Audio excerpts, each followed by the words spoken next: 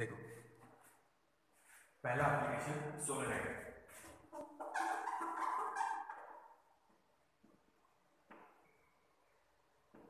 First application is solenoid. Solenoid अपना हुआ है पहले अपने कोई बचपन में पढ़ा होगा।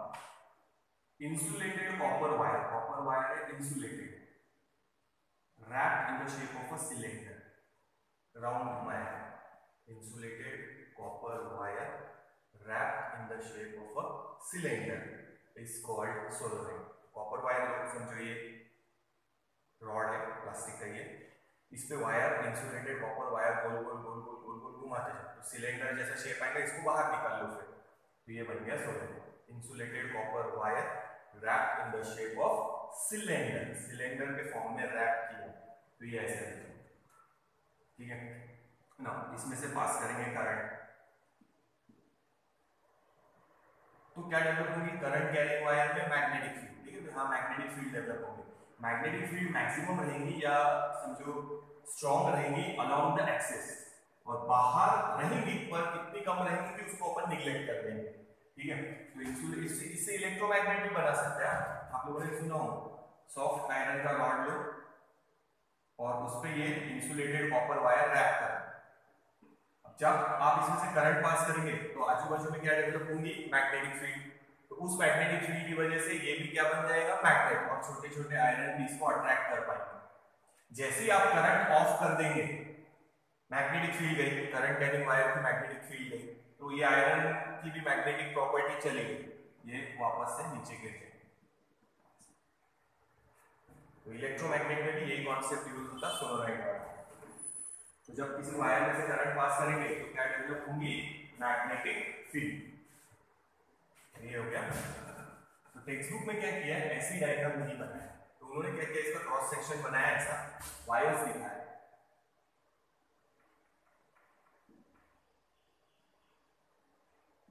ऐसे। तो ये वायर्स के सेक्शन है, पहली वायर दूसरी वायर तीसरी वायर, यानी वो वायर ऐसे ऐसे गोल घूम रहे हैं। तो टिप दिखाया है खाली उन्होंने, देख लो एक बार।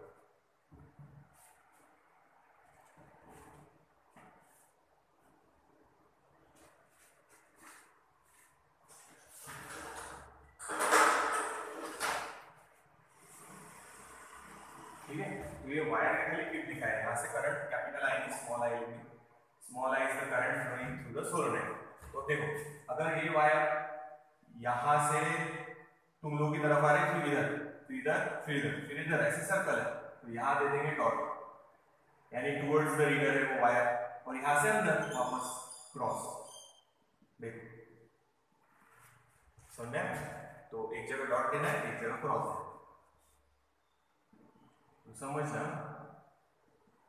एप्लीकेशन है पहला एम्पियर्स लॉ का, क्या है, सोलेनोइड। तो वायर देखो ऐसे गई, फिर ऐसे गोल घूम के इधर से फिर इधर से निकली इधर, फिर इधर से इधर, फिर इधर से, तो राउंड है ऐसे। तो एक सामने तुम लोग की तरफ आ रही कर्व, फिर तुम लोगों से दूर जा रहा, फिर गोल घूम के तुम लोग की तरफ, फिर तुम लोगों से दूर, ऐसे, ठीक है ना। तो ऐसे डायग्राम मिलेगा, ऐसे लिखा है। तो मैग्नेटिक फील्ड मैक्सिमम रहेगी अलोंग द एक्सिस, ये एक्सिस है बीच में का पार्ट, बाहर रहेंगी बट बहुत ही कम, इसलिए उसको निगलेक्ट करते हैं। तो ये हो गई डायग्राम, देख लो, ठीक है। तो ये डायग्राम नहीं निकलना है, फिर से याद रखना, insulated copper wire wrapped in the shape of a cylinder, insulated copper wire को सिलेंडर के फॉर्म में रैप किया है, तो ये बन गया सोलेनोइड। अब इसमें से करंट पास करेंगे तो इसके एक्सिस पे ऐसे मैग्नेटिक फील्ड डेवलप होगी, तो जो मैग्नेटिक फील्ड डेवलप होंगी वो रहेंगी maximum along the axis, it will be maximum along the axis, बाहर निग्लिजिबल, कम रहेंगी इसलिए निग्लेक्ट करो। तो ध्यान रखना, ये गोल है ना, ऐसे ऐसे ऐसे राउंड राउंड गए हुए, तो ये इधर से इधर फिर इधर फिर इधर फिर इधर फिर इधर, तो दो पॉइंट बताए, इसको अगर ऐसे कट कर तो एक पॉइंट तुम लोग की तरफ आ रहा, फिर राउंड घूम के वापस, फिर राउंड घूम के तुम लोग की तरफ, फिर तुम लोगों से दूर, तो ऐसे राउंड लिए तो एक तरफ डॉट लगाना, एक तरफ क्रॉस, ठीक है। तो ये डायग्राम क्या है, चलो ठीक है, ये वापस से बना लेंगे, काम करेंगे। पर वो डायग्राम टेक्स्ट में ये दिया और ये है मैग्नेटिक फील्ड अपनी एक्सिस के अलावा, तो सिर्फ ये लाइंस बना है, तो देखो ये अपना सोलोनॉइड, इसमें से करंट पास कर रहा है, करंट पास कर रहा है कितना स्मॉल आई, और n नंबर ऑफ टर्न्स है, I is the current through the coil, n is the number of turns, number of turns कितने हैं n, ठीक है। अब देखो यहाँ एक इमेजिनरी लूप कंसीडर करना पड़ेगा जो इन वायर को कवर करे, दैट लूप इज कॉल्ड, बताया था एम्पीरियन लूप। कौन सा लूप है? एम्पीरियन लूप, एम्पियर्स लॉ है,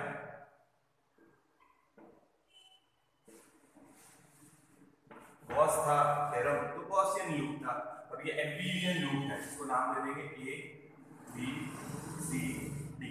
टेक्स्ट बुक में या नोट्स में अपन ने इसमें बनाया है वो loop A B C D, तो थोड़ा सा देख के करते हैं। ये डायग्राम है और ये डायग्राम है, और अपन ये डायग्राम में भी स्टडी करते हैं, ठीक है, ध्यान रखो। तो इसको कवर करने वाला लूप बना दिया ना, यहां से यहां तक AD, it is length of the solenoid,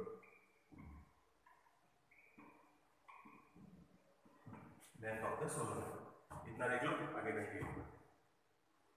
Insulated copper wire wrapped in the form of cylinder is called solenoid। Electromagnet में भी वही काम आता है। उसके बाद ये है सोलोनॉइड, मैग्नेटिक फील्ड कहाँ मैक्सिमम रहेगी? Along the axis.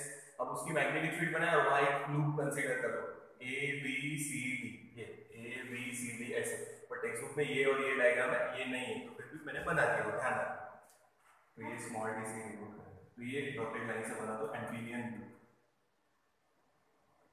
ठीक है। और यहां से यहां तक लेंथ ऑफ द सोलोनॉइड है, ये यहां से यहां लेंथ ऑफ द सोलोनॉइड है, तो यहां प्रूफ लिखेंगे, एक बार ये समझ लो। तो याद रखो मैग्नेटिक फील्ड कहां डेवलप होंगी? Along the axis, magnetic field is develop along the axis, और इसमें एक टर्मिनल नॉर्थ पोल की तरह बिहेव करेगा, एक टर्मिनल साउथ पोल की तरह, यानी ये मैग्नेट की तरह ही बिहेव करेगा, ठीक है। Now according to Ampere's law, line integral of B dot dl is equals to mu 0 into I क्या था? फिर से एक बार स्टेटमेंट समझ लेते हैं। B line integral of magnetic induction over a closed Amperian loop is equals to mu 0 time net current enclosed by that closed loop, net current enclosed by that closed loop। तो I current नहीं है, current है small है, वो है net current, उसको क्या change करना है वो बाद में बताऊंगा, ठीक है। अब देखो ध्यान देना, अच्छा ये और ये डायग्राम ड्रॉ करो, ये डायग्राम और ये लिख लो, तो मैं ये मिटा के फिर लिखता है यहाँ, एक बार देख लो, ये डायग्राम नहीं है टेक्स्ट बुक में, ये वाली डायग्राम है और ये वाली डायग्राम है, तो ये अगर बनानी होगी तो बना सकते हैं। और ये याद रखो, I is the current through the coil, coil में से करंट कितना फ्लो हो रहा है? I, डायरेक्शन हमेशा याद रखना, पॉजिटिव टू नेगेटिव, ये करंट की डायरेक्शन है, ठीक है। And L is the length और n नंबर ऑफ टर्न्स है, तो ये मिटा रहा, तो ये सब आपको याद रखना है, एक बार देख लो, ड्रॉ कर लो, फिर मिटा के आगे लिख लो।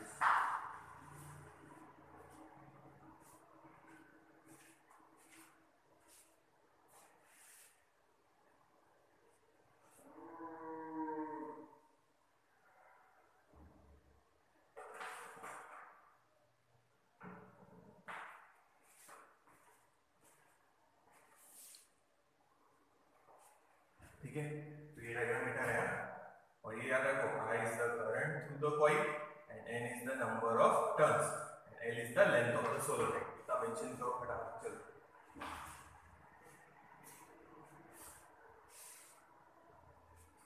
ठीक है, तो ये मिटा देते हैं, Amperian loop A B C D, याद रखो यही मिटा दे, चलो डायग्राम में रहते हैं, इसको लिख रहे हैं, line integral of B dot dl is equals to integration of, अब लूप नहीं दे रहे, क्यों नहीं दे रहे? क्योंकि सिंगल सिंगल ले रहे, ए बी,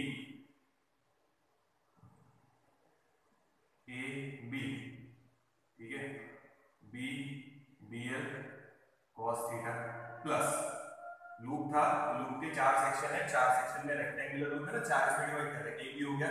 अब ले लो B C, integration of B C, हाँ B B L cos theta plus integration of C D B B L cos theta.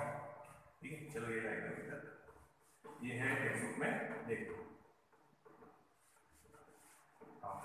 तो ये देखो A B B C C D और D A plus integration of B A B D L cos theta. तो देखो अपन ने क्या किया, line integral of B dot D L को सिंप्लीफाई करते हैं, ये बाद में ले लेंगे, ये हुआ ही है प्रूफ, एम्पियर्स लॉ है, ये बाद में कंपेयर करेंगे। तो अभी बी डॉट डी एल का answer B D L cos theta dot product है। तो पहले देखो ये यहाँ पे पूरा लूप दिया है सर्कल पर, यहाँ पे सर्कल नहीं देना, क्यों नहीं देना, क्योंकि लूप को डिवाइड कर दिया है। अब ऑर्डर में रखना A B B C C D D A B B C C D D A. ठीक है, अब ध्यान देना integration of A to B, अच्छा साइड में ध्यान देना, integration of A to B B D L cos theta and integration of ये सी टू डी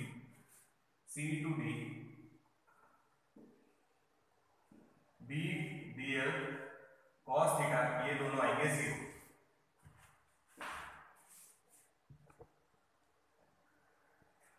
अब क्यों 0 आए वो समझना, बी और डीएल के बीच में का एंगल है थीटा, मैग्नेटिक फील्ड कहां है, अलोंग द एक्सिस, और ये लेंथ उसको कैसे है, देखो परपेंडिकुलर, और ये भी लेंथ उसको कैसे है, परपेंडिकुलर।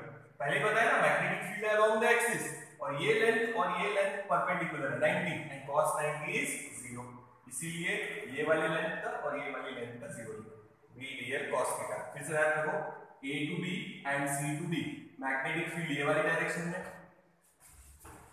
आपको दिख रहा ना क्लियर, ये B, ये एरो और ये B, मैग्नेटिक फील्ड ये वाली डायरेक्शन में, और लेंथ ऑफ द एलिमेंट ये और ये, तो मैग्नेटिक फील्ड और इस लेंथ में एंगल कितना है 90, cos 90 0। Now BC, line integral of BC B BL cos theta is also 0। अब ये क्यों 0, उसमें रीजन लिखना आउटसाइड द सोलेनोइड बोला था, मैग्नेटिक फील्ड है बस बहुत ही कम रहेगी, इसलिए उसको निगलेक्ट कर देंगे। फिर से देखो ये एरो दिख रहा ना सबको, देखो डार्क कर दिया, मैग्नेटिक फील्ड की डायरेक्शन समझो ये along the axis, magnetic field is along the axis, ये डायरेक्शन जो भी होंगी, पर मैग्नेटिक फील्ड है अलोंग द एक्सिस, ये लेंथ और ये लेंथ परपेंडिकुलर है, तो ए बी और सी डी, ए बी और सी डी में cos थीटा, बी और डीएल के बीच में का एंगल, बी और डीएल के बीच में का एंगल, ये है बी, ये है डीएल 90, ये है बी, ये है डीएल 90, cos 90 0। BC को क्यों 0 लिखा है, क्योंकि outside the solenoid the magnetic field is 0, ऐसे मेंशन करना है। तो 4 में से 3 टर्म 0 हो चुके हैं। फिर से देख लो एक बार, integration of B dot D L को सिंप्लीफाई किया, लूप को 4 हिस्सों में डिवाइड किया रेक्टेंगुलर लूप होने की वजह से, A B B C C D and D A B B C C D and D A, उसमें से ये ए बी और सी डी वाला 0 लिखा है, क्यों, क्योंकि मैग्नेटिक फील्ड और लेंथ ऑफ द एलिमेंट के बीच में एंगल कितना है 0, सॉरी एंगल कितना है 90, cos 90 is 0, इसलिए मैग्नेटिक इंडक्शन 0। BC के लिए 0 लिखा है, क्यों, outside the solenoid magnetic field is negligible, approximately 0, तो 0 डालेंगे। याद रखो ये AB और CD मैग्नेटिक फील्ड को परपेंडिकुलर है 0 90 डिग्री। ठीक है, तो अब देखो line integral of B dot DL is equals to ये 0 हो गया, BC 0 हो गया, CD 0 हो गया, बचा है DA खाली है, integration of DA B DL cos 0, क्योंकि मैग्नेटिक फील्ड डायरेक्शन में, लेंथ भी उसी डायरेक्शन में, cos 0 इज 1, तो वो हो गया इंटीग्रेशन ऑफ B बाहर A B टू A और DL, तो DL यहां से यहां तक ऐड करेंगे तो it will be length of the element, length of the solenoid L, देखो यहाँ पे चल रहा है। तो सिंपल है, पहले इसका आंसर निकाल रहे हैं। ये 4 सेक्शन में डिवाइड किया, A B, B C, C D, D A. Rectangular Amperian loop, rectangular Amperian loop. A B और सी डी का 0 क्योंकि एंगल 90 डिग्री है, मैग्नेटिक फील्ड और एलिमेंट में। बी सी का 0 बिकॉज आउटसाइड द सोलेनोइड। बचा क्या खाली D A. D A magnetic field along the axis, element along the axis length. So angle 0 और 0 is 1। और डीएल यहां से यहां तक डीएल सब ऐड करेंगे तो लेंथ ऑफ द सोलेनोइड। अब इसके साथ कंपेयर करो। Line integral of B dot DL is equals to mu 0। अच्छा, आई नेट करंट, आई क्या बोलते हैं नेट करंट। इसमें से एक टर्न में से कितना करंट पास हो रहा है, स्मॉल है। ये देखिए small I is the current flowing through the coil और नंबर ऑफ टर्न्स कितने हैं n, तो टोटल करंट कितना होगा n into i। Total current कितना होगा n into i। वही वायर n टाइम्स उस लूप में से गोल घूम रही, मतलब करंट उसमें से कितने टाइम्स जा रहा है n टाइम्स। तो याद रखो एक लूप बनाएंगे तो मैग्नेटिक फील्ड समझो 10 है, 5 लूप बना दो तो मैग्नेटिक फील्ड इंक्रीज होंगी 5 टाइम्स। अगर 100 लूप बना देंगे तो मैग्नेटिक फील्ड इंक्रीज होंगी 100 टाइम्स। तो जितने ज्यादा टर्न्स है उतनी बार करंट वहां से फ्लो होगा। तो जितने टर्न्स है n उतना ज्यादा करंट आ। समझ में आई? तो b डॉट dl की वैल्यू डालो, क्या है b into l। इसका आंसर इधर mu 0 n number of turns और करंट कितना फ्लो हो रहा है i। ठीक है, now b will be equal to mu 0 n upon l into i। n को इधर डिवाइड कर दिया, ये है number of turns upon length, तो it is denoted by small n and it is called number of turns per unit length। या फिर ये फॉर्मूला याद रखना n upon l। तो number of turns per unit length, तो formula हो गया म्यू 0 n i। ध्यान रखना, तो स्मॉल n लिखना है कैपिटल N upon l की जगह। तो स्मॉल n क्या हो गया, number of turns per unit length. देखिए तो सिर्फ लूप को डिवाइड करना है। इसका आंसर 0 लिखा है क्योंकि b और dl के बीच में एंगल है 90 डिग्री। ये आउटसाइड द सोलेनोइड है इसलिए 0। इसका आंसर लिखा है खाली। टोटल dl ऐड करेंगे तो मिल जाएगी लेंथ ऑफ द सोलेनोइड। फिर इसमें वैल्यू डाल दो, ये कैसे आया, ये नेट करंट एक टर्न में से फ्लो हो रहा i, ऐसे कितने टर्न्स है n, तो टोटल करंट हो गया i into n जो उस लूप में से फ्लो हो रहा।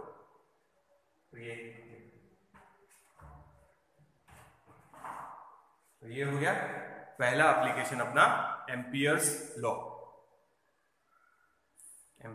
का सोलेनोइड, पहला एप्लीकेशन देख लो। उसके बाद लेते टोरॉइड, नोट डाउन करो, ये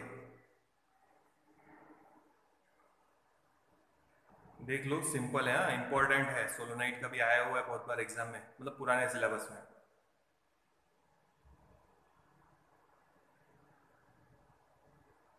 अब देखो नेक्स्ट एप्लीकेशन है टोरॉइड।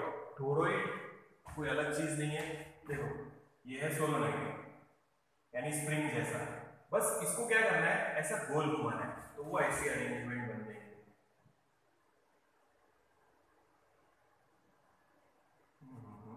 ड्राइंग चलो यहीं से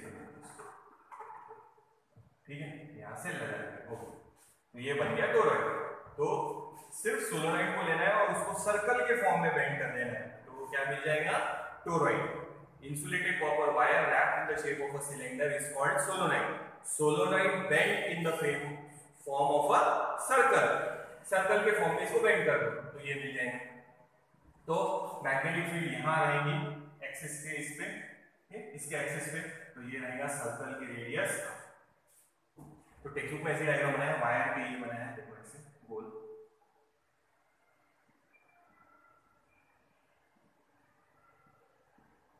ये इनर वायर के और आउट ऐसी मैग्नेटिक फील्ड ये अलोंग द एक्सिस और फिर आउटर सर्कल ऐसे।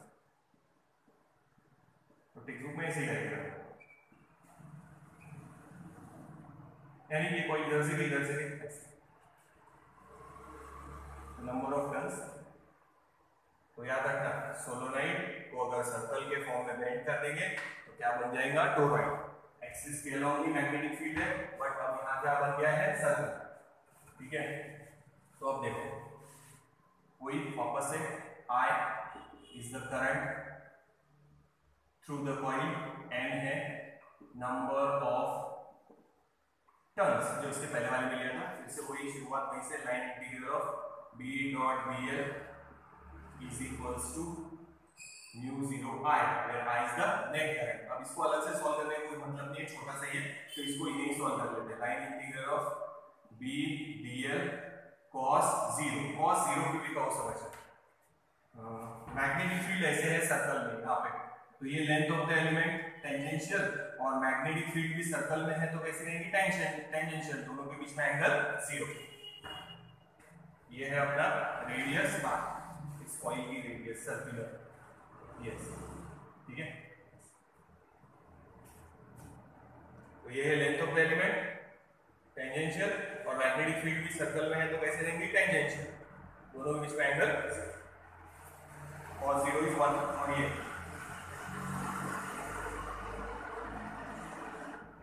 म्यू 0, ये है नेट करंट। कितने नंबर ऑफ टर्न्स है, I, N, और हर टर्न में से करंट कितना फ्लो हो रहा है, I, ये हो गया net current. I is the current flowing to single turn, कितने टर्न्स है टोटल, N, तो टोटल करंट हो गया N into I, जैसे इसके पहले वाले में किया। अब इसको सॉल्व करते हैं। B constant, integration of dl, cos 0 is 1, it is mu 0 n I, पहले वाले जैसे इसको भी अलग सॉल्व कर सकते थे, पर छोटा सा कोई मतलब नहीं। अब dl ऐड करेंगे तो क्या मिल जाएगा, circumference, length of the solenoid बोल सकते हैं, पर अब लेंथ ऑफ द सोलोनाइड नहीं देंगे, तो कौन से फॉर्म में बेंड किया उसको, सर्कल के फॉर्म में, तो वही उसका सर्कमफ्रेंस जो है उसकी लेंथ रहेगी। तो यहाँ dl की जगह लिखेंगे b into 2 pi r, and this is the length of the solenoid, पर वहां लेंथ नहीं देंगे, क्या देंगे, रेडियस। तो रेडियस कौन से, क्या निकाल लो, circumference, it is equals to mu 0 n I।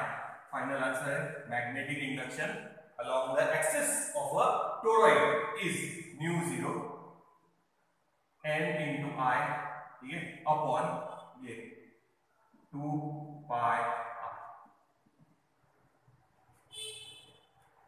अब नहीं दिया है टेक्स्ट में, पर इसको भी आप ऐसे लिख सकते हैं, नंबर ऑफ टर्न्स, और ये 2 pi r मतलब लेंथ, इसको भी ऐसा लिख सकते हैं, म्यू 0 n I। बट यहाँ पे कैपिटल L की जगह, number of turns per unit length की जगह सर्कमफ्रेंस है बस, n अपॉन 2 pi, उसको भी ऐसे लिख सकते हैं। टेक्स्ट बुक में नहीं लिखेंगे, पर याद रखना। तो ये हो गया टोरॉइड का एप्लीकेशन। तो यहाँ दोनों एप्लीकेशन एम्पियर्स लॉ के हो चुके हैं, टेक लो।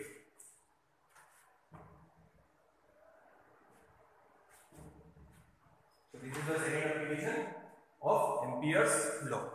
नोट डाउन कर लो, आगे चलते हैं।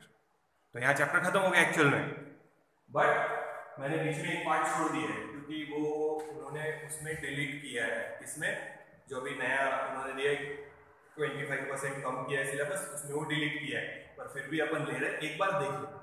और MSc नीट वालों को तो देखना ही है वैसे भी, तो वो भी देख लेना। चार्ज पार्टिकल जब मोशन में मैग्नेटिक फील्ड में एंटर होता तो कौन सा मोशन बताया था, सर्कुलर मोशन।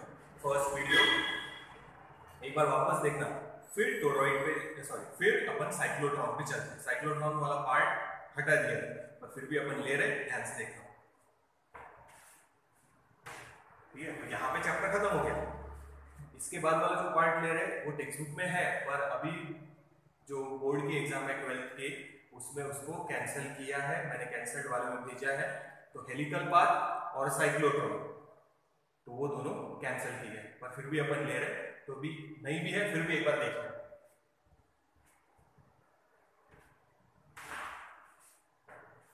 तो यहाँ पे ये चैप्टर समझो कंप्लीट हो गया। अब देखो फिर से थोड़ा सा बेसिक बता देता, ये पार्ट एग्जाम में नहीं आने वाला, ठीक है।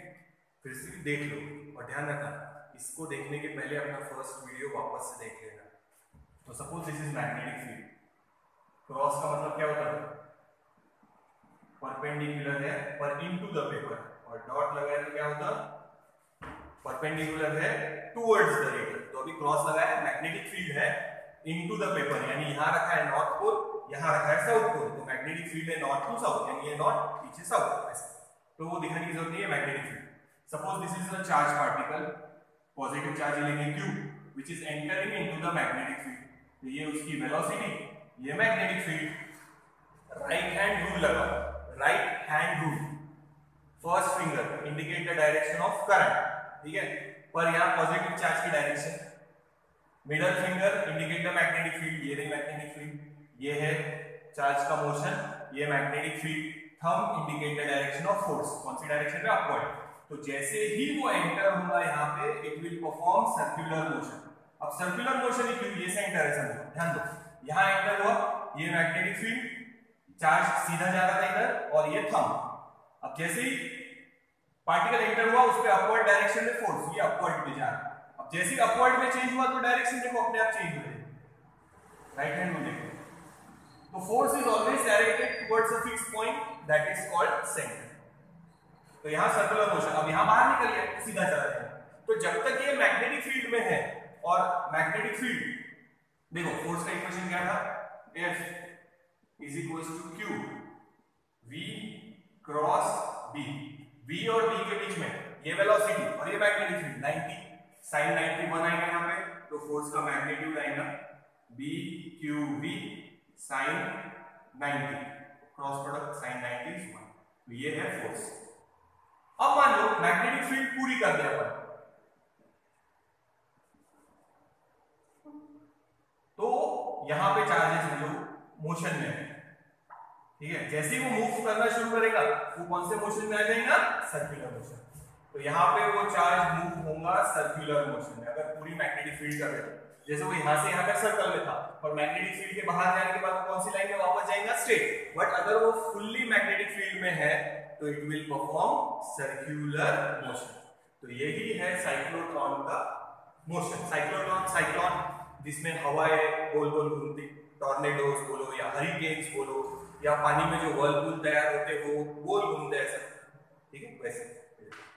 तो चार्ज पार्टिकल अगर मैग्नेटिक फील्ड में एंटर हो रहा और मैग्नेटिक फील्ड और उसका मोशन दोनों एक दूसरे को परपेंडिकुलर है, तो वहां पे चार्ज पार्टिकल कौन सा मोशन परफॉर्म करेगा, सर्कुलर मोशन। याद रखना, फिर से वहां पे भी बताया था, फर्स्ट वीडियो देखना, कि ये जो फोर्स है सर्कुलर मोशन है, यूनिफॉर्म सर्कुलर मोशन।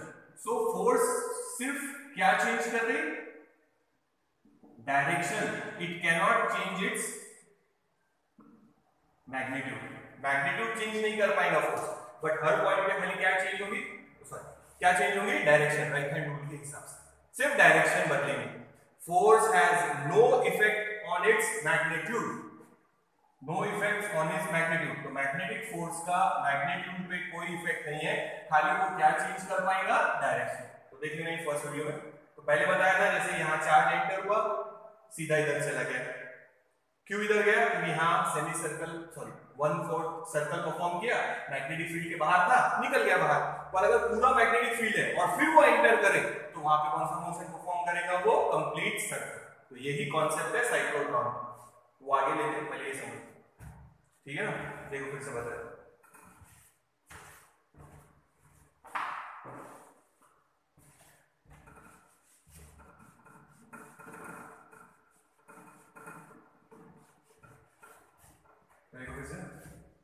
ये क्रॉस मैग्नेटिक फील्ड है परपेंडिकुलर इनटू द पेपर,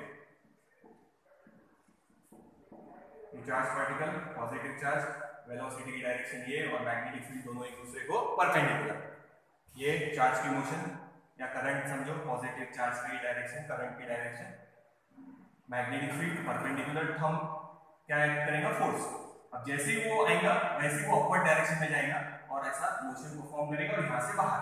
तो अब ये समझो सेंटर है, तो ध्यान देना, ये देखो जैसे जैसे वो अपवर्ड डायरेक्शन में मूव होगा वैसे वैसे बाकी फिंगर्स देखो मोशन कैसे जा रहा है, ये मोशन है, मैग्नेटिक फील्ड तो हमेशा ऐसे ही रखना है, और थंब देखो it is always directed towards a fixed point and that is centre, यानी वो कौन सा मोशन परफॉर्म करेगा, circular motion.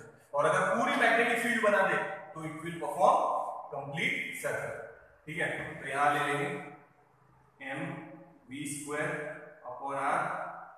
Is equals to b q v, तो यहां बचेगा mv इज इक्वल्स टू, एक v तो कैंसिल हो गया, वेलोसिटी, तो यहां बचेगा b q r।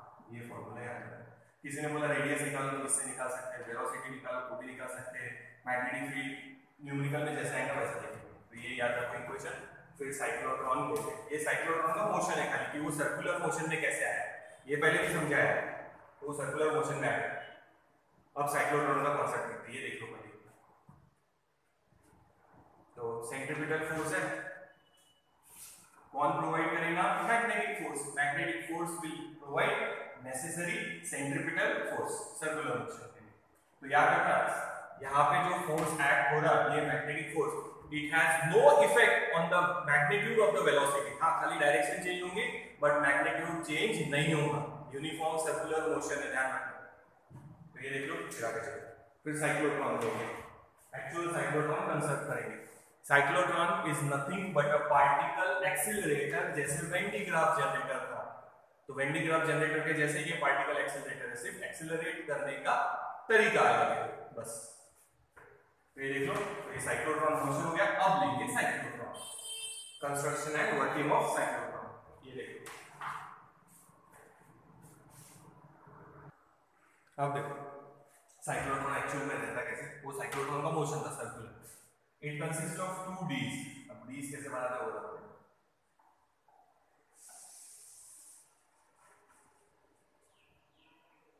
ये फर्स्ट है, ये सेकंड। देखो, ये अपना एक स्टील का डब्बा, छोटा चपटा वाला गोल, ठीक है, जिसमें चपाती वगैरह रखते हैं, या ऐसा स्टील का गोल डब्बा, उसको बीच में से काट दो तो 2 डी के शेप बनेंगे और अंदर से क्या रहेगा? होलो। बस वैसा ही शेप बनाना है। तो एक गोल स्टील का डब्बा लेना है, राउंड ऐसा, और उसको बीच में से कट करना है। तो 2 डी बन जाएंगे, डी शेप बनेंगे और अंदर से दोनों क्या रहेंगे? होलो, सेम। तो इन 2 डी को मैग्नेटिक फील्ड में रखेंगे। अभी अपन साइड व्यू देख रहे हैं, ये पहला डी और ये दूसरा डी, इसको मैग्नेटिक फील्ड में रखेंगे। ये नॉर्थ पोल, ये साउथ पोल। तो मैग्नेटिक फील्ड ऐसी। अब यहाँ क्रॉस दिखा सकते हैं पर इसके अंदर जो समझाऊंगा वो समझ में नहीं आएगा। पर याद रखो, मैग्नेटिक फील्ड है परपेंडिकुलर इनटू द पेपर, ऐसा, ठीक है। देखो, तो ऐसी अरेंजमेंट है, टेक्स्ट बुक में वही डायग्राम वही बनाना। और ये याद रखना, ये पहला डी, ये दूसरा डी, अंदर से हॉलो है, ऊपर से देखेंगे तो ऐसा। तो एक गोल अपना स्टील का डब्बा लेना है, उसको बीच में से काट लो और अलग कर लो, तो अंदर से क्या दिखेंगे? हॉलो, ऐसे, इधर से और इधर से, बस ऐसा डब्बा चाहिए। उनको मैग्नेटिक फील्ड में रखना है, समझ में? अब इस पॉइंट पे एक चार्ज रखेंगे Q, रखा है खाली। अभी वेलोसिटी उसकी कितनी है? 0। सो फोर्स भी कितना होगा? 0। क्यों फोर्स 0? क्योंकि फोर्स का फॉर्मूला है BQV। अगर चार्ज पार्टिकल मोशन में नहीं है तो force acting on that charge particle is also 0 magnetic field की वजह से। तो चार्ज पार्टिकल मोशन में नहीं है तो कोई फोर्स रहेगा क्या? नहीं, 0। बट अब अपन क्या करेंगे देखिए, अब अपन यहां लगाएंगे इलेक्ट्रिक फील्ड। मैग्नेटिक फील्ड कैसी है? ध्यान रखो, परपेंडिकुलर इनटू द पेपर, यानी एक मैग्नेट यहां, एक मैग्नेट उधर। तो मैग्नेटिक फील्ड जैसे यहां बताया था भैया। अब यहां लगाना है एक और इलेक्ट्रिक फील्ड और एसी सोर्स लगा रहा है। सिंबल देखना, डीसी नहीं है, एसी, जिसमें बार बार पोलैरिटी चेंज होगी। मान लो ये है अपना D1 एंड ये है अपना D2।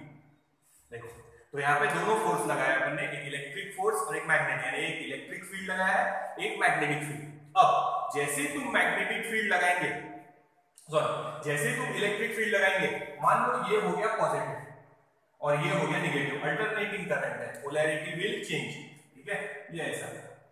तो अभी ये पॉजिटिव साइकिल, बाद में आएंगे नेगेटिव साइकिल। तो समझो ये पॉजिटिव है, ये नेगेटिव है, ठीक है, ये पॉजिटिव, ये नेगेटिव।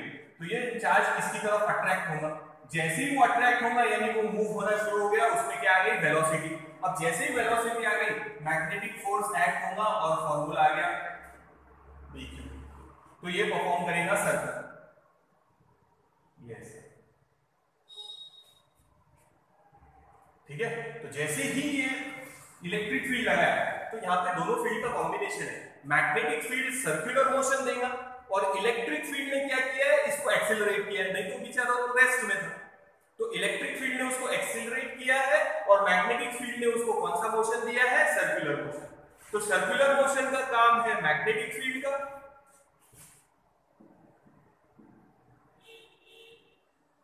और एक्सीलरेशन का काम है इलेक्ट्रिक फील्ड। तो मैग्नेटिक फील्ड सर्कुलर मोशन देगा, इलेक्ट्रिक फील्ड उस पार्टिकल को एक्सेलरेट करेगा। अगर इलेक्ट्रिक फील्ड नहीं लगाते तो ये चार्ज मूव नहीं होता। किसकी तरफ मूव हुआ है? नेगेटिव प्लेट की तरफ। जैसे ही वो मूव हुआ वेलोसिटी आ गई, तो वेलोसिटी की वजह से कौन सा मोशन आ गया? Circular motion. ये रहा, ठीक है, समझ में आया? अब जैसे ये बीच में पहुंचा, रेजोनेंस वाली कंडीशन है, यानी इसके सर्कुलर मोशन की फ्रीक्वेंसी और इसकी फ्रीक्वेंसी क्या हो गई? Match. So frequency of applied AC source is equals to frequency of circular motion. Now जैसे ये बीच में आया, अब पोलैरिटी चेंज, नेगेटिव साइड, ये हो गया पॉजिटिव, ये हो गया नेगेटिव। अब ये इसकी तरफ अट्रैक्ट होगा। अब ध्यान रखना, वेलोसिटी जैसे अपन इक्वेशन इस पर से सॉल्व किया था, क्या लिखा था? mv² upon r is equals to bqv। हां, तो v और v कैंसिल, तो क्या बचा था? mv is equals to bq, small r की जगह हमने कैपिटल r ले रहे।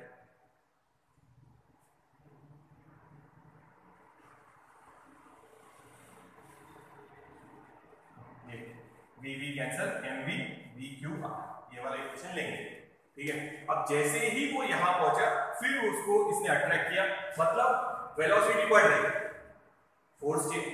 देखो फिर से बता रहा, मैग्नेटिक फोर्स का मैग्नीट्यूड पे कोई इफेक्ट नहीं है। वो पार्टिकल को मूव करा पाएगा पहले जब वो रेस्ट में था? नहीं। पर इलेक्ट्रिक फील्ड उसको मूव करा रहा। एक्सेलरेशन कौन दे रहा है? Electric field. तो उसकी वेलोसिटी चेंज हो रही, वेलोसिटी चेंज हो रही तो रेडियस भी क्या होगी? चेंज। वेलोसिटी इंक्रीज होगी तो रेडियस भी क्या होगी? इंक्रीज। अब सेकेंड टाइम जब वो सर्कल परफॉर्म करेगा तो बड़ा सर्कल परफॉर्म करेगा। अब बड़ा सर्कल परफॉर्म हुआ तो टाइम पर उतना ही लगेगा। क्यों? देखो वेलोसिटी बढ़ी तो डिस्टेंस भी बढ़ गई, सो टाइम विल रिमेन सेम। फिर पॉजिटिव साइकिल आएंगी, तो ये हो जाएगा पॉजिटिव, ये हो जाएगा नेगेटिव। वेलोसिटी, अब ये इसको अपनी तरफ अट्रैक्ट करेगा, पहले से मूव हो रहा था, वो वेलोसिटी है, और वेलोसिटी बढ़ गई, वेलोसिटी बढ़ गई और तो रेडियस भी और बढ़ गई। फिर ये पोलैरिटी चेंज, ये नेगेटिव, ये पॉजिटिव, फिर और वेलोसिटी बढ़ेगी और रेडियस बढ़ेगी, सच दैट ये किसके जैसा दिख रहा? देखो साइक्लोन, तो इसीलिए इसका नाम है साइक्लोन। तो याद रखो, मैग्नेटिक फील्ड खाली कौन सा मोशन दे रही है उसको? Circular motion. बट एक्सीलरेट करने का काम कौन कर रहा? Electric field. तो जितना ज्यादा वो चार्ज पार्टिकल एक्सीलरेट होता जाएगा, उतनी उसकी वेलोसिटी बढ़ेगी और उतनी उसकी क्या बढ़ेगी? रेडियस। ठीक है। अब देखो जैसे अपन जलेबी बनाते हैं, तो जलेबी को ऐसे सीधा बनाएंगे तो कितना लंबा कढ़ाई लगानी पड़ेगी, बट वहीं के वहीं अगर गोल गोल घुमाएंगे तो कम जगह में ज्यादा आ जाएगा। उसी तरह से यहाँ है कि अगर पार्टिकल को स्ट्रेट लाइन में एक्सीलरेट करेंगे ऐसे इलेक्ट्रिक फील्ड लगा के तो बहुत बड़ी जगह लगेगी, पर मैग्नेटिक फील्ड में क्या हो रहा? वो कम जगह में वहीं के वहीं घूम घूम के अपनी स्पीड बढ़ा रहा, तो कम जगह में सेटअप हो जाएगा। ठीक है। तो इलेक्ट्रिक फील्ड एक्सीलरेट कर रही, मैग्नेटिक फील्ड उसको सर्कुलर मोशन दे रही। याद रखना दोनों का काम। मैग्नेटिक फील्ड खाली सर्कुलर मोशन दे रही, इलेक्ट्रिक फील्ड उसको एक्सीलरेट कर रही। एक्सीलरेट कर रही मतलब वेलोसिटी इंक्रीज, और जैसे जैसे वेलोसिटी इंक्रीज होती जाएगी, क्या इंक्रीज होते जाएगा? Radius. But time period will remain same. Her bar time same रहेगा, क्योंकि जैसे जैसे रेडियस बढ़ रही मतलब लेंथ ज्यादा ट्रैवल करनी पड़ रही, वेलोसिटी भी ज्यादा हो रही। लेंथ ज्यादा, वेलोसिटी ज्यादा, टाइम रिमेन्स सेम। तो याद रखो, सर्कुलर मोशन मैग्नेटिक फील्ड दे रहा, उसका वेलोसिटी के मैग्नीट्यूड पे कोई इफेक्ट नहीं है, बट जो इलेक्ट्रिक फील्ड लगाया है वो वेलोसिटी चेंज कर रही। अब जैसे जैसे वेलोसिटी बढ़ेगी वैसे वैसे रेडियस भी बढ़ती जाएगी, तो हर हाफ सर्कल में रेडियस क्या होती जा रही है? Increase, but time period same रहेगा, क्योंकि डिस्टेंस बड़ा है तो वेलोसिटी भी बड़ी है, टाइम उतना ही लगेगा। ठीक है। अब देखो, और एक कंडीशन ऐसी आएगी कि यहाँ एक छोटा सा विंडो रहेगा, वहां से वो बाहर आ जाएगा particle and it can hit the target. तो अपन स्ट्रेट लगा के भी उसको एक्सीलरेट कर सकते थे, पर प्लेट्स दूर होने की वजह से इलेक्ट्रिक फील्ड वीक हो जाएंगी, और सेकंड केस बड़ा सेटअप करना पड़ेगा, जबकि वो इतने सी जगह में भी हो सकता है। वहीं के वहीं उसका पाथ बढ़ा है। सर्कुलर मोशन कौन दे रहा? Magnetic field. और एक्सीलरेट कौन कर रहा है? Electric field. तो इलेक्ट्रिक फील्ड की वजह से वो एक्सीलरेट होता जाएगा, और जितनी वेलोसिटी रिक्वायर्ड है उतनी वेलोसिटी जब हो जाएगी तो यहाँ मैक्सिमम रेडियस से एक विंडो रहेगा, वहां से वो बाहर आ जाएगा। तो पार्टिकल एक्सीलरेट हो गया, वेलोसिटी क्या होती जा रही है? इंक्रीज, और साथ में रेडियस भी इंक्रीज हो रही है। तो एक पर्टिकुलर रेडियस पे वो विंडो में से बाहर आ जाएगा। देखो समझ में आई है लॉजिक? इक्वेशन लिख लेते हैं, क्या है सब। तो याद रखना मैग्नेटिक फील्ड का उसकी वेलोसिटी पे कोई इफेक्ट नहीं है, वो खाली उसको सर्कुलर मोशन दे रहा है, डायरेक्शन चेंज हो रही मतलब मैग्नीट्यूड चेंज नहीं हो रहा। मैग्नीट्यूड कौन चेंज कर रहा है? इलेक्ट्रिक फील्ड, ये जो लगा है, ठीक है, ये इलेक्ट्रिक फील्ड मैग्नीट्यूड चेंज कर रही है वेलोसिटी का, और वेलोसिटी चेंज होगी तो क्या चेंज होगी साथ में? रेडियस। समझ में आया? तो धीरे धीरे गोल गोल घूमते जा रहा और वेलोसिटी क्या होती जा रही है? इंक्रीज, और एक पर्टिकुलर रेडियस पे जहां विंडो है वहां से वो बाहर आ जाएगा। तो ये मैक्सिमम वेलोसिटी, ये मैक्सिमम रेडियस, उसका देखने के बाद में क्या है देखो, लॉजिक समझाएं। तो ये अप्रोक्सीमेटली पोटेंशियल रहता 10,000 वोल्ट, फ्रीक्वेंसी रहती 10 मेगाहर्ट्ज, तो ये थोड़ा सा याद रखना। और मैग्नेटिक फील्ड जो लगा है वो अप्रोक्सीमेटली 1.5 टेस्ला, और ये इलेक्ट्रिक फील्ड के। तो आगे कंटिन्यू कर रहे हैं, टाइम पीरियड का इक्वेशन निकाल रहे हैं 2 पाई आर, ये पूरा टाइम है। अब देखो सेमी सर्कल, फिर दूसरा सर्कल, मान लो एक सर्कल कंप्लीट हो गया, सिर्फ वहीं पे नहीं पहुंचे, आधा सर्कल इधर आधा सर्कल इधर, तो time period for complete circle इधर है। और किसी ने बोला आधे सर्कल सेमी सर्कल का टाइम निकालो, तो क्या करेंगे? t/2, बस इतना याद रखना, ठीक है। टाइम पीरियड सेम है,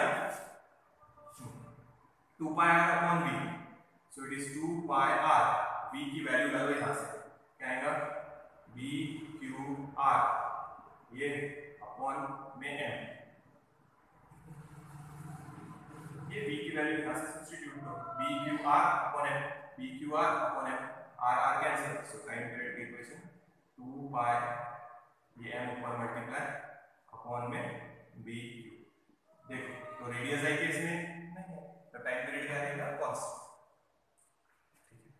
तो हर आधा सर्कल या पूरा एक सर्कल समझो फिक्स टाइम में कंप्लीट होगा।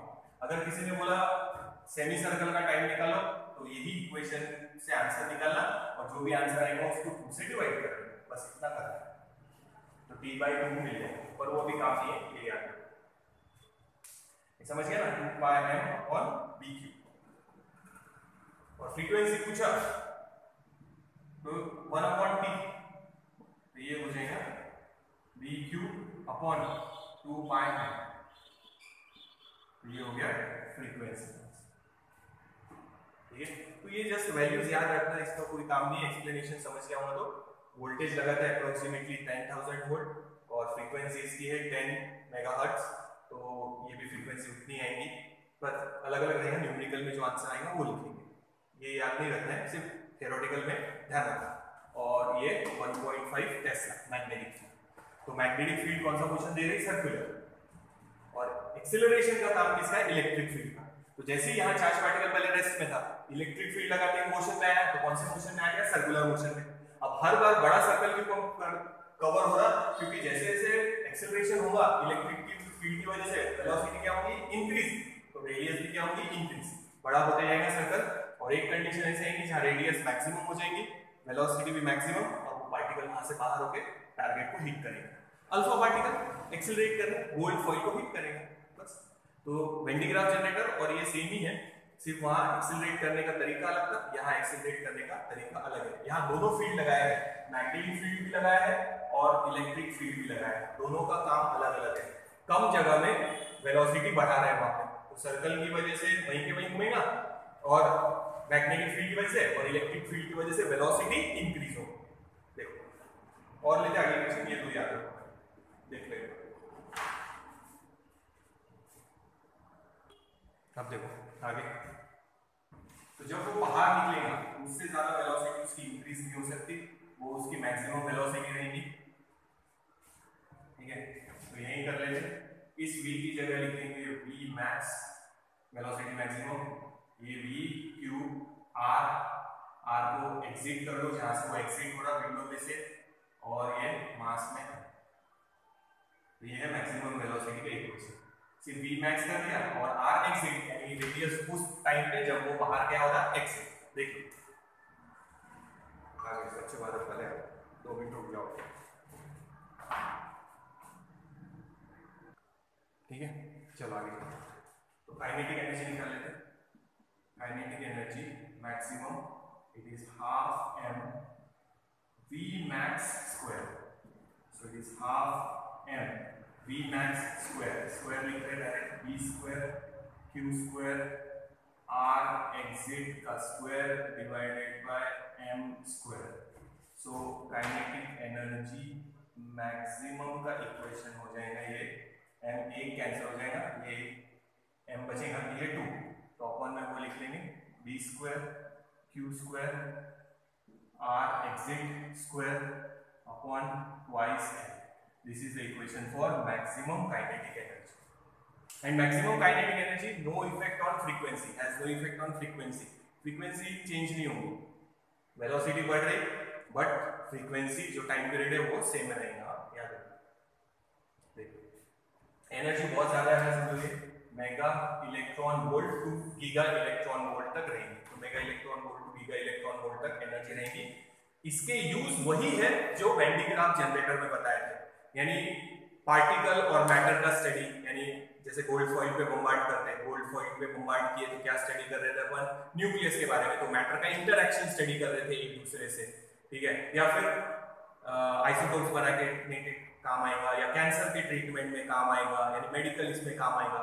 तो जो use Van de Graaff generator में थे वही सारे यूज साइक्लोट्रॉन के हैं। Van de Graaff generator is also a particle accelerator, this cyclotron is also a particle accelerator, both are particle accelerator. तो दोनों के यूज सेम रहेंगे, सिर्फ तरीका अलग है एक्सीलरेट करने का पार्टिकल, ठीक है। देखिए फिर हेलिकल पाथ लेते, देखो साइक्लोट्रॉन नहीं है, हेलिकल पाथ भी नहीं है, पर फिर भी एक बार देखना, देखा वो वेस्ट नहीं जाएगा, और नीट और जेडब्ल्यू के लोगों को तो करना ही पड़ेगा, ठीक है। ये देखो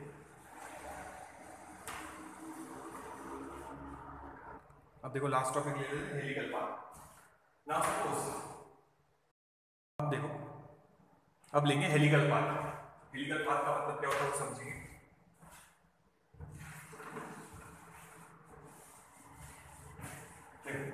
अपन ऐसे क्रॉस निकाले, ये है मैग्नेटिक फील्ड। अगर चार्ज पार्टिकल परपेंडिकुलर एंटर हुआ है, यानी वेलोसिटी और बी के बीच में एंगल 90 डिग्री है, तो कौन सा मोशन परफॉर्म होगा, सर्कुलर मोशन। बट इफ ये है समझो मैग्नेटिक फील्ड, अब velocity is entering into the magnetic field, या charge particle is entering into the magnetic field with velocity v making some angle theta, ठीक है। परपेंडिकुलर यानी ऐसे होना चाहिए, तब वो वहां पे सर्कुलर मोशन में आता, पर ये विद एन एंगल है, तो इसको दो कंपोनेंट में डिवाइड करेंगे जैसे हमेशा करते हैं। ये आएगा v cos थीटा, इसको बोलते हैं पैरेलल कंपोनेंट, जो इसको पैरेलल है मैग्नेटिक फील्ड को, और ये कंपोनेंट है v, ये कंपोनेंट है v sin थीटा, और या इसको बोलेंगे परपेंडिकुलर कंपोनेंट, ठीक है। दिख रहा है,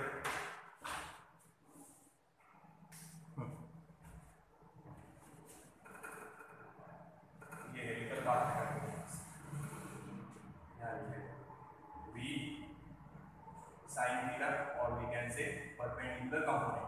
Now this component is perpendicular to the magnetic field, v perpendicular, or we can say v sin theta. It will provide necessary centripetal force, यानी यहाँ पे centripetal circular motion परफॉर्म होगा।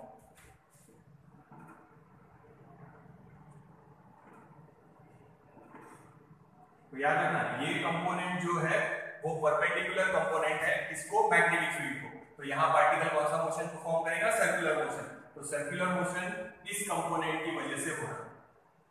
नाउ ये जो कंपोनेंट है ये मैग्नेटिक फील्ड को parallel है, तो मैग्नेटिक फील्ड का फोर्स इस डायरेक्शन में लिखते हैं, F M, it is Q V cross B.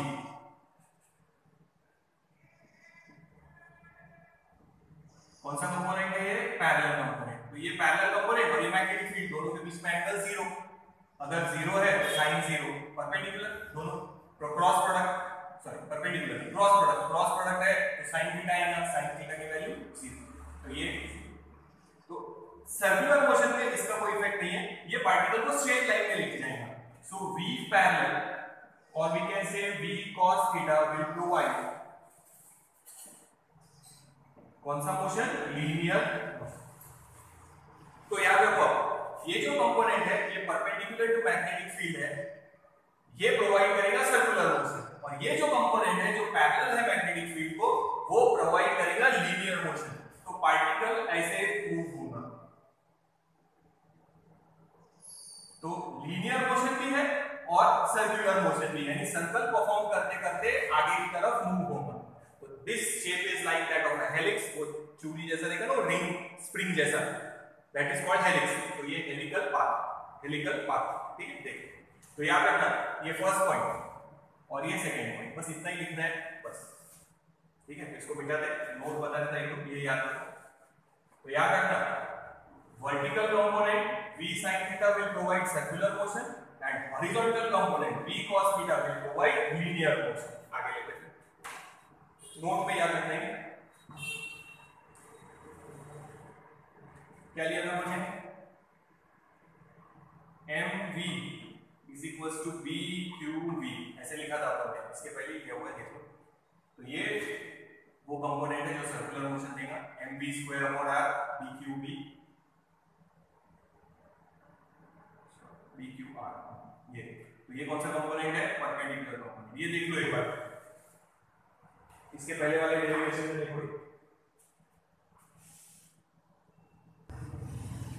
ये यहां से लाया था मैंने, mv square upon r is equals to bqv, एक velocity cancel, mv is equals to bqr। और यहां सर्कुलर मोशन कौन सा कंपोनेंट प्रोवाइड कर रहा, ये वाला कंपोनेंट, तो यहां परपेंडिकुलर डालो, या फिर आप ऐसा लिख सकते हैं m कंपोनेंट का आंसर लिखो v sin थीटा bqr, तो ये भी लिख सकते हैं या ये भी लिख सकते हैं। ये देखो फिर आगे के नोट लिखते हैं, थोड़ा सी बचे खत्म कर।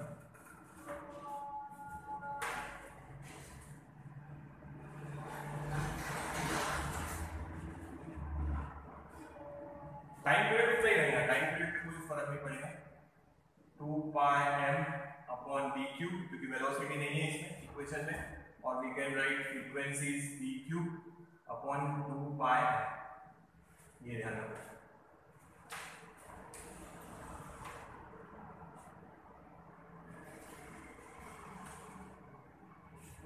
अब देखो नेक्स्ट डेफिनेशन, पिच। पिच की डेफिनेशन ये सामने सामने जा रहा है, ठीक है।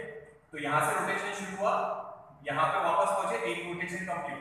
तो एक रोटेशन में जो लीनियर डिस्टेंस कवर हुआ है, एक रोटेशन में वो यहां से यहां तक पहुंचा है, that linear distance covered is called pitch. तो पिच यानी डिस्टेंस है, डिस्टेंस का फार्मूला वेलोसिटी, और कौन सा कंपोनेंट, ये वाला v parallel into t। Pitch का फार्मूला v पैरेलल यानी v cos थीटा, ये into t, velocity into time यानी distance, distance covered in one rotation, पर कौन सा डिस्टेंस, लीनियर, तो लीनियर कंपोनेंट ही है। Now v cos theta into t, अच्छा इसमें वैल्यूज डाल दिया, ठीक है। वैल्यू की v की वैल्यू डालो, आ रहे हो ये यहां से, v की वैल्यू क्या आएगा, bqr m sin थीटा, ठीक है, इनटू cos थीटा, वैसे इनटू t की वैल्यू डालो, t की वैल्यू ये 2 पाई m अपॉन pq।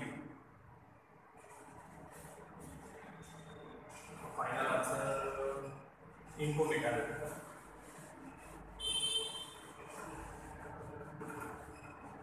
देखो फाइनल आंसर लिख रहे, पिच का answer, distance covered in one rotation, linear distance covered in one rotation is equals to bq cancel, m cancel, तो ये बचा ऊपर 2 पाई r, ये साइन, और अपॉन में cos कर देंगे तो ये लिख देंगे tan theta. So this is the answer for pitch, 2 pi r upon tan, ठीक है। तो यहाँ पे अपना ये चैप्टर कंप्लीट हो गया। साइक्लोट्रॉन के बाद जो लिया है, या साइक्लोट्रॉन मोशन के बाद जो लिया है वो नहीं करना है, तो फिर भी एक बार देख लीजिए, ठीक है। नेक्स्ट चैप्टर देखते हैं अब कब शुरू करना।